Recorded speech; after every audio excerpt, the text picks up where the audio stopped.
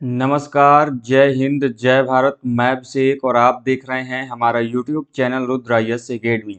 दोस्तों, एक बार फिर से आप सभी का हमारे इस यूट्यूब चैनल पे हार्दिक स्वागत और अभिनंदन है। दोस्तों, आज के सेशन में, आज के इस वीडियो में हम आपसे बात करने वाले हैं आर्कियोलॉजी के बहुत ही इंपॉर्टेंट क्वेश्चन सीरीज की। दोस्तों, हम लोगों ने प्रीवियस वीडियो में अभी तक 1 to 20 क्वेश्चन जो है उसको डिस्कस किया था। उसके आगे बढ़ते दोस्तों कुछ अन्य महत्वपूर्ण प्रश्नों की चर्चा आज के सेशन में हम करने वाले हैं। ये दोस्तों, आप भी आर्कियोलॉजी से संबंधित किसी भी कॉम्पिटेटिव एग्जाम, चाहे वो यूजीसी नेट या फिर अदर आपकी स्टेट लेवल के एग्जाम दोस्तों आप देना चाहते हैं दोस्तों, तो हमारे चैनल के माध्यम से जुड़कर आप अपनी तैयारी को कर सकते हैं। दोस्तों, हमारा चैनल आपको यूजीसी नेट के लिए दोस्तों बैच भी प्रोवाइड कराता है। दोस्तों, यदि आप आर्कियोलॉजी दोस्तों यूजीसी नेट की तैयारी करें दोस्तों, तो आपको वहां पर काफी अच्छा महत्वपूर्ण आपको बैच मिलेगा, जिसमें दोस्तों आपको डेली बेसिस पे लाइव क्लासेस मिलेंगी। जितनी भी लाइव क्लासेस होंगी दोस्तों, उसको आपको पीडीएफ और ई नोट्स मटेरियल्स मिलेगा। साथ में दोस्तों जितनी भी चीजें हम आपसे डिस्कस करेंगे, उनके ऊपर दोस्तों पर वीक आपका मॉक टेस्ट भी लिया जाएगा। जी हाँ दोस्तों, आपका पर वीक मॉक टेस्ट होगा और साथ में जो प्रीवियस ईयर क्वेश्चन पेपर दोस्तों 2004 से लेके 2023 तक का, अभी तक का जो क्वेश्चन पेपर दोस्तों जून तक का, उन सभी को दोस्तों हम लोग सॉल्व करेंगे, उनके बारे में जानने का प्रयास करेंगे। कि दोस्तों आप भी इस बैच से जुड़ना चाहते हैं दोस्तों, तो चैनल का दिया गया नंबर है, उस पर कॉल या मैसेज करके जानकारी प्राप्त कर सकते हैं। चलते दोस्तों अपने क्वेश्चंस की तरफ। दोस्तों, इस क्वेश्चन को शुरू करने से पहले जल्दी से दोस्तों एक बार वीडियो को लाइक कर दीजिए। आप लोग वीडियो को लाइक नहीं करते हैं दोस्तों, सबसे पहले वीडियो को लाइक करिए। चैनल पर नए दोस्तों चैनल को सब्सक्राइब भी जरूर कर लीजिए, क्योंकि हम आपके लिए लगातार ऐसी वीडियोस लेके आते रहते हैं। सबसे पहला क्वेश्चन दोस्तों आपके सामने कि in India from which rock shelter pictures has been found the most. मतलब कि भारत में कौन सा ऐसा शिलालेख है दोस्तों जहां से सर्वाधिक मात्रा में हमें चित्र के, पेंटिंग्स के जो प्रमाण है वो देखने को मिले। ऑप्शन आपके सामने दिया गया है घघरिया, भीमबेटका, लेखिया और आदमगढ़। अब दोस्तों आपको पता ही होगा, जो रॉक पेंटिंग है, जो रॉक पेंटिंग है, उस रॉक पेंटिंग के लिए सबसे फेमस कौन सी दोस्तों आपकी पुरास्थल है, रॉक शेल्टर दोस्तों, वो है आपका भीमबेटका। भीमबेटका दोस्तों है कहाँ पे, तो भीमबेटका जो दोस्तों आपका यह एमपी का दोस्तों जो रायसेन डिस्ट्रिक्ट है, जी दोस्तों एमपी का रायसेन जिले में स्थित यह भीमबेटका काफी महत्वपूर्ण पुरास्थल है। और इस भीमबेटका पर दोस्तों कार्य किया गया है वीएस वाकणकर के द्वारा। जी दोस्तों, वीएस वाकणकर के द्वारा जो दोस्तों यहाँ पर कार्य किया गया, और इन्होंने दोस्तों इस पुरास्थल को खोजा था, और इन्हीं के द्वारा सबसे पहली बार इस भीमबेटका पर एक्सकेवेशन किया गया। इसके अलावा दोस्तों यहाँ पर वी एन मिश्रा ने भी दोस्तों एक्सकेवेशन किया है भीमबेटका पर। वीएस वाकणकर के अलावा दोस्तों वी एन मिश्रा के द्वारा भी यहाँ पर एक्सकेवेशन किया गया। अब बात ये निकल कर आती, कभी कभी क्वेश्चन पूछा जाता है कि भीमबेटका से प्राप्त जो रॉक पेंटिंग है वो किस काल की है। जैसे अब आप वर्ल्ड कॉन्टेक्स्ट में रॉक पेंटिंग देखते हैं दोस्तों, तो वो आपकी अपर पैलियोलिथिक पीरियड तक जाती है। लेकिन भीमबेटका से जो रॉक पेंटिंग दोस्तों प्राप्त हुई है, वो अपर पैलियोलिथिक पीरियड की नहीं, बल्कि कब की है, थोड़ी बाद की, अर्थात मेसोलिथिक पीरियड की है। इस चीजों को आप लोगों को ध्यान रखना है। चलिए आगे चलते दोस्तों अगले क्वेश्चन की तरफ। अगला क्वेश्चन आपको सामने दिया गया है कि Bhimbetka is famous for. Bhimbetka दोस्तों प्रसिद्ध क्यों है। आपके सामने ऑप्शंस दिए गए हैं दोस्तों, रॉक पेंटिंग्स का ऑप्शन दिया गया है, बुद्धिस्ट स्टैचू का ऑप्शन दिया गया है। इसका सही आंसर क्या होगा दोस्तों आपको बताना है। तो रॉक पेंटिंग के लिए फेमस है, बुद्धिस्ट स्टैचूज के लिए फेमस है, मिनरल्स के लिए फेमस है, या फिर ओरिजिन ऑफ सोन रिवर के लिए फेमस है। तब आपको मैंने पहले ही बताया दोस्तों, भीमबेटका जो कि आपके मध्य प्रदेश के रायसेन जिले में स्थित है, ये आपकी रॉक पेंटिंग, वो भी रॉक पेंटिंग किस प्रकार का दोस्तों, तो प्री हिस्टोरिकल रॉक पेंटिंग, मतलब कि प्रागैतिहासिक काल की रॉक पेंटिंग जो दोस्तों यहाँ से प्राप्त होती है। अब एक चीज आपको सदैव ध्यान रखिएगा कि ये जो पेंटिंग है ये किस काल की है, यहाँ से कैसी पेंटिंग प्राप्त हुई है। तो दोस्तों हमने अभी बताया मेसोलिथिक पीरियड की है दोस्तों। इसकी खोज किस तरह किया गया था, इसकी खोज किया गया दोस्तों आपके वी एस वाकणकर के द्वारा। ध्यान रखिएगा दोस्तों, जो वी एस वाकणकर हैं, इनको father of pre historical rock painting के रूप में, अर्थात भारतीय प्रागैतिहासिक चित्रकला के जनक के रूप में जाता है, क्योंकि दोस्तों इनका जो कार्य है भारतीय प्रागैतिहासिक चित्रकला पर सबसे अधिक मात्रा में दिखाई देता है। So that's why VS Wakankar is also known as the father of pre historical rock painting in India. चलिए आगे चलते दोस्तों अगले क्वेश्चन की तरफ। अगला क्वेश्चन आपके सामने है कि where are the caves of Bhimbetka situated. दोस्तों जो भीमबेटका की गुफाएं हैं ये कहां पर स्थित है। ऑप्शंस आपके सामने है, भोपाल, पंचमढ़ी, सिंगरौली या फिर अब्दुलगंज, रायसेन। इसका सही आंसर क्या होगा? तो दोस्तों देखो, मैंने पहले आपको भी बताया कि भीमबेटका सबसे पहली बात दोस्तों आपका मध्य प्रदेश में। कहां पर दोस्तों? मध्य प्रदेश में। मध्य प्रदेश में कहां पर दोस्तों? तो ये आपका रायसेन डिस्ट्रिक्ट में स्थित महत्वपूर्ण क्षेत्र है। यहाँ पर हमें अलग अलग कालों के दोस्तों हमें क्या मिलते हैं? साक्ष्य मिलते हैं। यदि हम इसके आर्ट की साक्ष्य कहें दोस्तों तो ये अपर पैलियोलिथिक का है। कला के साक्ष्य दोस्तों आपके यहाँ पे कब मिलने लगते हैं? अपर पैलियोलिथिक। लेकिन जैसे ही क्वेश्चन पेंटिंग की बात आएगी तो पेंटिंग दोस्तों किस काल का मिला है? यहाँ से मेसोलिथिक पीरियड का दोस्तों पेंटिंग जो है यहाँ से प्राप्त होता है। अब हमें इसका सही आंसर क्या हो जाएगा इस प्रकार से? तो इसका सही आंसर हो जाएगा ऑप्शन नंबर बी। अब देखिए बच्चे कई बार कंफ्यूज होते हैं, कई बार पूछा जाता है कला के साक्ष्य किस काल से मिले, तो वो आपको मेसोलिथिक पीरियड लगा के आते हैं। देखिए कला के साक्ष्य का आंसर अलग होगा, पेंटिंग का साक्ष्य जो होगा एविडेंस ऑफ पेंटिंग और एविडेंस ऑफ आर्ट दोनों के आंसर अलग है। The evidence of art belongs to upper palaeolithic period but evidence of painting that is belongs to mesolithic period. इस चीज को ध्यान रखिएगा। चलिए आगे बढ़ते हैं। अगला क्वेश्चन आपके सामने है। क्वेश्चन क्या है कि which one of the following places is famous for pre historic paintings? कौन सा पूरा स्थल है जो कि आपके प्री हिस्टोरिक पेंटिंग के लिए फेमस है? वही क्वेश्चन है, ट्विस्टेड एंड टर्न फॉर्म में है, तो आप आसानी से बता सकते हैं। जो भीमबेटका है ये प्री हिस्टोरिक पेंटिंग के जाना जाता है, जबकि आप अजंता बाघ देख रहे हैं यहां से भी पेंटिंग मिली है, लेकिन वो हिस्टोरिकल पीरियड की है, वो बाद के समय की है, वो ऐतिहासिक कालों की है। जबकि जो भीमबेटका से प्राप्त हुआ है वो कैसी है? वो प्री हिस्टोरिकल पेंटिंग है, that belongs to mesolithic period. इस चीज को ध्यान रखिएगा। चलिए अब मेरा क्वेश्चन है आप से, कितने लोग देखते हैं बता पाते हैं क्वेश्चन का आंसर? जब जल्दी से बताइए, आप कमेंट बॉक्स में बताइएगा कि ये जो अजंता की हम बात कर रहे हैं, वर्ल्ड फेमस साइट है अजंता, यह अजंता कहां पर स्थित है और यहां पर किस धर्म से संबंधित जो पेंटिंग्स है वो प्राप्त होती है? आपने एलिफेंटा का नाम सुना होगा गुफाओं का, आपने एलोरा की गुफाओं का नाम सुना होगा, आपने अजंता का नाम सुना होगा। ये सभी क्या है? हिस्टोरिकल पीरियड की पेंटिंग्स के बारे में जानकारी देते हैं। तो क्वेश्चन ये है कि जो अजंता उनमें से एक है, यह किस धर्म के बारे में पेंटिंग्स के बारे में जानकारी देती है और ये कहां पर स्थित है ये आपको बताना है। चलिए ठीक है, आगे चलते दोस्तों अगले क्वेश्चन की तरफ। अगला क्वेश्चन आपके सामने है, in the chalcolithic period people of Maharashtra buried their dead bodies under the floor their houses in following origination. मतलब कि ताम्रपाषाण काल के अंतर्गत जो महाराष्ट्र के लोग हैं अपने मृतकों को अपने घरों में फर्श के नीचे किस पोजीशन में, किस दिशा में दफनाते थे? ऑप्शंस आपके सामने दिया गया, नॉर्थ टू साउथ मतलब कि उत्तर से दक्षिण की तरफ, ईस्ट टू वेस्ट अर्थात पूर्व से पश्चिम की तरफ, साउथ टू नॉर्थ मतलब कि दक्षिण से उत्तर की तरफ, या फिर वेस्ट टू ईस्ट मतलब कि पश्चिम से पूर्व की तरफ। इसका सही आंसर क्या होगा ये आपको बताना है। इसका सही आंसर होगा दोस्तों ऑप्शन नंबर ए। क्या होगा? Option number A. मतलब कि दोस्तों जो चालकोलिथिक पीरियड है, जो ताम्रपाषाण काल है, ताम्रपाषाण काल से पहले तो कहते किसे हैं? तो वह एज जहां पर मेटल के रूप में कॉपर का यूज किया जाए और दूसरी तरफ टूल्स के निर्माण में किसका प्रयोग किया जाए? स्टोन्स का प्रयोग किया जाए। Stone is also known as lithic. ठीक है, अब जो ताम्र को, कॉपर को यहां पर क्या कर दिया गया? चालकोस कर दिया गया और दूसरा स्टोन को यहां क्या कर दिया गया? लिथिक कर दिया गया। So that's why this period is known as chalcolithic period. ठीक है, इसे हम ताम्रपाषाण काल कहते हैं। एक ऐसा काल है जहां पे तांबे के भी उपकरण मिलते हैं और साथ ही साथ हमें प्रस्तर अर्थात पत्थर के भी स्टोन के प्रमाण जो है मिलते हैं। अब यह काल जो है इसमें मृतकों को दफनाए जाने की जो दिशा है वो आपके उत्तर से दक्षिण तरफ दफनाई जाती है।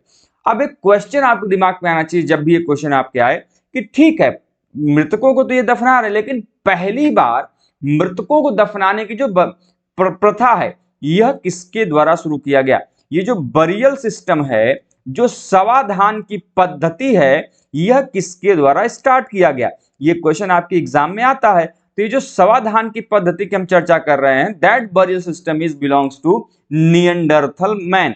जो आप नियंडरथल मानव की चर्चा करते हैं, आपने नाम सुना होगा नियंडरथल मानव का। इस नियंडरथल मानव जो कि आपके मुस्टेरियन संस्कृति का निर्माता माना जाता है। किस संस्कृति का? मुस्टेरियन संस्कृति का निर्माता माना जाता है, निर्माता। और ये मुस्टेरियन संस्कृति आपकी यूरोप की मध्य पूरा पाषाणिक संस्कृति है। ये क्या है? मध्य पूरा पाषाणिक संस्कृति है। और इसी संस्कृति में सबसे पहली बार जो है निएंडरथल मानव के द्वारा अपने मृतकों को दफनाए जाने का प्रमाण मिलता है। और यहीं से ये मान्यता हो जाती है कि शवाधान की जो प्रक्रिया है ये सबसे पहली बार किसके द्वारा शुरू किया गया था? निएंडरथल मानव द्वारा। और ये भी किस संस्कृति में? तो मुस्टेरियन संस्कृति है। कभी कभी क्वेश्चन घुमा के पूछा जाता है कि मुस्टेरियन संस्कृति के निर्माता किसे कहते हैं, तो ध्यान रखिएगा निएंडरथल मानव को। चलिए आगे चलते दोस्तों अगले क्वेश्चन की तरफ। अगला क्वेश्चन आपको सामने दिया हुआ है, the ochre coloured pottery which is also known as OCP, जिसे हम हिंदी में गैरिक या फिर कपिस मृदभांड कहते हैं, गैरिक या फिर कपिस मृदभांड कहते हैं, वॉज क्रिस्टनाइज्ड एट, मतलब कि जो आपके गेरू रंग के मृदभांड हैं या फिर जिसे हम गैरिक मृदभांड या कपिस मृदभांड कहते हैं, इसका नामकरण कहां पर हुआ? ऑप्शंस आपको सामने दिए गए, हस्तिनापुर, अहिच्छत्र, नूह या फिर red fort. What is the right answer? अब आपको पता होना चाहिए दोस्तों कि आपके इतिहास में कई सारे मृदभांड मिलते हैं। जैसे में यदि आप क्रोनोलॉजिकल ऑर्डर में रखें तो ओसीपी हो गया, ठीक है। ओसीपी के पश्चात आप रख सकते हैं पीजीडब्ल्यू को, ठीक है। पीजीडब्ल्यू के पश्चात रख सकते हैं आप किसको? आप रख सकते हैं एनबीपीडब्ल्यू को, ठीक है। तो ये कुछ चीजें हैं आपको ध्यान रखनी। इसके पहले भी बहुत सारी चीजें, जैसे आरडब्ल्यू आएगा, आपका कॉर्डेड वेयर आएगा, इन सभी के पहले आएगा। तो ओसीपी जो कि आपके प्रारंभिक में से एक है, और इसका संबंध किस काल से जोड़ा जाता है? इसका संबंध जो है दोस्तों आपके कॉपर होड़ पीरियड से, अर्थात जिसे हम हिंदी में ताम्रनिधि काल कहते हैं, यह उस काल का मृदभांड माना जाता है, ठीक है। अब ओसीपी जिसकी की सबसे पहली बार खोज किसके द्वारा किया गया था? बीबी लाल के द्वारा राजपुर परसू और बिसौली नामक स्थान जो है वहां पर सबसे पहली बार जानकारी जो है हमको इसकी प्राप्त होती है। किसकी? इसी आपके ओसीपी मृदभांड की। क्वेश्चन यहां से पूछे जाते हैं कि ओसीपी के बारे में सबसे पहली जानकारी किसको प्राप्त हुई थी? तो 1949 में बीबी लाल के द्वारा जो है, जो दो बड़े महत्वपूर्ण पुरास्थल हैं, राजपुर परसू और आपका बिसौली, ठीक है। बिसौली और राजपुर परसू से इसके बारे में सबसे पहली जानकारी प्राप्त हुई थी। लेकिन नामकरण कहा जाए तो इसका सही आंसर क्या होगा? हस्तिनापुर के उत्खनन के दौरान जो है इसका नामकरण देखने को मिलता है। इसके प्रमाण हमें बहुत सारे क्षेत्रों से देखने को मिलते हैं, चाहे हस्तिनापुर बात करें, अहिच्छत्र की बात करें, चाहे अतरंजी खेड़ा की बात करें, चाहे आप इसकी बात करें क्या कहते हैं नूह श्रृंगवेरपुर की बात करें, इन सभी क्षेत्रों से जो है इस प्रकार के जो प्रमाण है वो हमें देखने को मिले हैं। इसलिए इनको ध्यान रखिएगा, क्वेश्चन यहां से आपके एग्जाम में लगातार जो है पूछे जाते हैं। यदि कोई कंफ्यूजन हो, कोई डाउट हो, कोई समस्या हो तो मुझे एक बार कमेंट बॉक्स के माध्यम से बताइएगा, उनको मैं जो है नेक्स्ट वीडियोस में देख के आपको बता दूंगा। उनको आपको जो भी डिस्कशन आपका होगा, जो भी कोई कंफ्यूजन होगा, उसकी चर्चा हम लोग नेक्स्ट क्लास में कर लेंगे, ठीक है। देखिए समझिएगा, यहां पर जो अहिच्छत्र दिया है, अहिच्छत्र आपका तब आ जाएगा जब वहां पे पीजीडब्ल्यू का नाम दिया जाएगा, क्योंकि पीजीडब्ल्यू का जो नामकरण हुआ वो अहिच्छत्र पुरास्थल से हुआ, ठीक है। अहिच्छत्र से उत्तर प्रदेश के बरेली में अहिच्छत्र नामक किले से सबसे पहली बार जो है 1940 से 1944 के उत्खनन के दौरान जो है पीजीडब्ल्यू के जो प्रमाण है वो हमें प्राप्त हुए थे, ठीक है। इस चीज को ध्यान रखिएगा। जबकि जो ओसीपी है इसके बारे में जानकारी कहां मिलती है? हस्तिनापुर के उत्खनन के दौरान। किसके द्वारा? बीबी लाल के द्वारा। अब पॉइंट ये है कि जब भी आप मृदभांडों की चर्चा करते हैं तो जो पॉटरीज होता है, पॉटरीज के बारे में अध्ययन क्या कहलाता है? तो पॉटरीज जो है उनका अध्ययन किया जाता है टाइपोलॉजी के अंतर्गत, जिसे हम हिंदी में बोलते हैं प्रारूपकी। प्रारूपकी का सबसे महत्वपूर्ण जो अध्ययन है वो आपके इन्हीं पॉटरीज का स्टडी है, अध्ययन है, ठीक है। चलिए आगे चलते दोस्तों अगले क्वेश्चन की तरफ। वीडियो समझ में आ रही है, वीडियो से आपको सहायता मिले, जल्दी से एक बार वीडियो को लाइक करिए भाई, और चैनल पर नए हैं दोस्तों चैनल को सब्सक्राइब भी जरूर कीजिएगा। चलते दोस्तों अगले क्वेश्चन की तरफ। अगला क्वेश्चन आपके सामने दिया हुआ है, the evidence of burying the dog with human body is found from which of the following places. मतलब कि दोस्तों मानव के साथ कुत्ते को दफनाए जाने के साक्ष्य कहां पर प्राप्त होते हैं? ऑप्शन आपके सामने दिया गया है, बुर्जहोम, कोल्डिहवा, चौपानी मांडो, या फिर सही आंसर क्या होगा? दोस्तों आपको पता है आपका कि ये जो दो जगह से कुत्ते को दफनाए जाने के साक्ष्य मिलते हैं, दोनों अलग अलग काल के हैं। In case of neolithic period then answer आपका अलग होगा। इंडस वैली सिविलाइजेशन के कॉन्टेक्स्ट में कहेंगे देन आपका आंसर अलग होगा। न्यूलिथिक के कॉन्टेक्स्ट में होगा आपका कि जो बुर्जहोम पुरास्थल है वहां से इस प्रकार के जो प्रमाण है वो देखने को मिलते हैं। बट इंडस वैली सिविलाइजेशन में जो रोपण पुरास्थल है वहां से भी हमें कुत्ते के साथ दफनाए जाने के जो प्रमाण है वो देखने को मिले।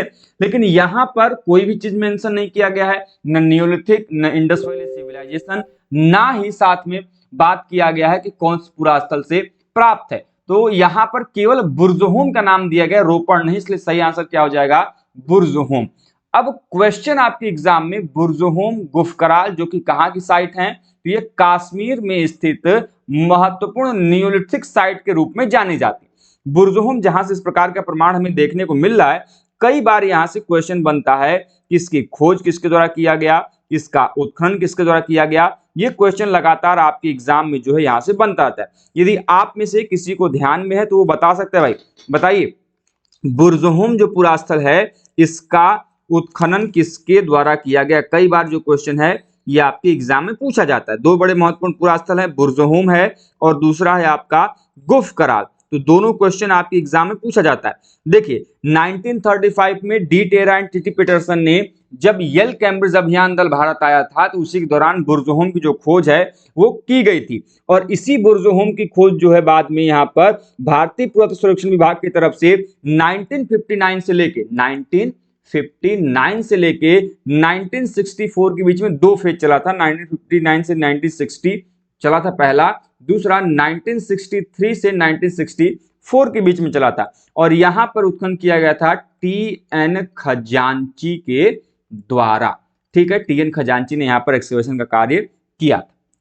चलिए इसके अतिरिक्त गुफकराल भी है, उसकी चर्चा कभी अन्य जो आपकी वीडियो होगी वहां पर हम लोग करेंगे। चलिए अगला क्वेश्चन तब चलते हैं। अगला क्वेश्चन दोस्तों आपके सामने दिया है कि which of the following sites has yielded skeleton of the dog along with human skeleton in burial.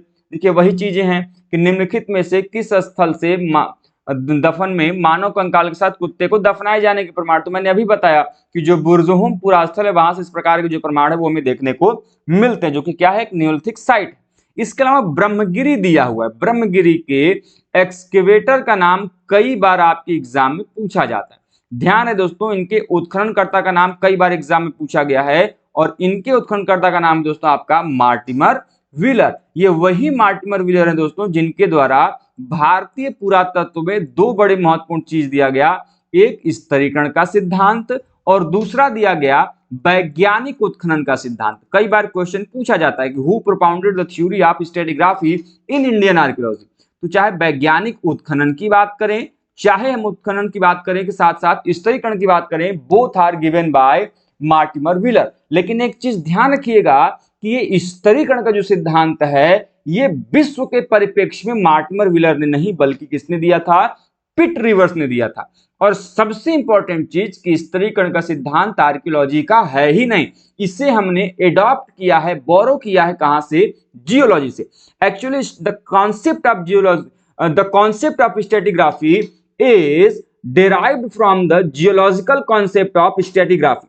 ये हमने कहां से प्राप्त किया है, जो जियोलॉजिकल कॉन्सेप्ट है वहां से इसको हमने प्राप्त किया है। बाकी चिरांद और मास्की के बारे में हम जब लोग न्यूलिथिक केस पढ़ेंगे तो वहां पर आपको चर्चा इसकी की जाएगी। चलिए आगे चलते हैं अगले क्वेश्चन की तरफ कि from which rock shelter of Vindhyas a maximum number of human skeletons has been found. मतलब कि कौन सा ऐसा आपका विंध्य क्षेत्र का शिलाश्रय है जहां से हमें मैक्सिमम संख्या में, सर्वाधिक संख्या में मानव कंकाल की प्राप्ति हुई। ऑप्शंस आपके सामने दिया गया है, मुरहाना पहाड़, घघरिया, बगहीखोर या फिर लेखिया। इसका सही आंसर क्या होगा ये आपको बताना है। दोस्तों जो लेखैया पुरास्थल है आपको पता होगा, लेखैया, बगहीखोर, मुरहाना पहाड़, ये जो आपके पुरास्थल है यहाँ पर कार्य किसके द्वारा किया गया, तो यहाँ पर कार्य किया गया है इलाहाबाद यूनिवर्सिटी के द्वारा। किसके द्वारा कार्य किया गया है, इलाहाबाद यूनिवर्सिटी के द्वारा, जो है इलाहाबाद विश्वविद्यालय के द्वारा इन क्षेत्रों पर कार्य किया गया। तो इनमें से जो लेखिया पुरास्थल यहाँ पे सर्वाधिक मात्रा में मानव कंकाल की प्राप्ति होती हुई दिखाई देती। अब मेरा क्वेश्चन आपसे ये है कि जरा हमें ये बताइए कमेंट बॉक्स में कि ये जो लेखिया पुरास्थल की हम चर्चा कर रहे हैं, तो इस लेखिया पुरास्थल से किस प्रकार के जो प्रमाण हैं वो प्राप्त होते हैं। ठीक है, तो आपने कहा ह्यूमन स्केलेटन, लेकिन ये पुरास्थल स्थित कहां पर है, इनका लोकेशन क्या है, किस स्थान से जुड़े हैं, ये आपको कमेंट बॉक्स में बताना है। चलिए आगे चलते हैं अगले क्वेश्चन की तरफ। अगला क्वेश्चन आपके सामने क्या दिया हुआ है, the evidence of pit dwellings has been obtained from, गड्ढे में निवास के प्रमाण जो है साक्ष्य कहां से प्राप्त होते हैं। ऑप्शंस आपके सामने बुर्ज होम, गुफ कराल, ब्रह्मगिरी या फिर सघन कल्लू। दोस्तों अभी मैंने आपको बताया जो बुर्जहोम पुरास्थल है, यहां से हमें गड्ढे में आवासीय साक्ष्य के प्रमाण मिलते हैं। पिट ड्वेलिंग्स बहुत इंपॉर्टेंट है, अभी मैंने आपको बुर्जहोम के बारे में काफी जानकारी दी कि यहाँ पर जिसकी खोज है पुरास्थल की 1935 में किया गया था, किसके द्वारा, तो de Terra and TT Paterson के द्वारा। डी टेरा टीटी पीटरसन कौन है, तो ये आपको यदि आर्कियोलॉजी की स्टूडेंट है तो एकदम याद तो होना ही चाहिए। दोस्तों ये जो आपके de Terra and TT Paterson की बार बार बात की जाती है, एक्चुअली भारत में एक दल आया था जिसे हम येल कैम्ब्रिज अभियान दल कहते हैं। क्या कहते हैं, येल कैम्ब्रिज अभियान दल कहा जाता है, और उसी के द्वारा जो है दोस्तों यहाँ पर क्या किया गया था, उत्खनन का कार्य किया गया था, सर्वेक्षण कार्य किया गया था, और उसी दौरान बुर्जहोम की खोज 1935 में की गई थी।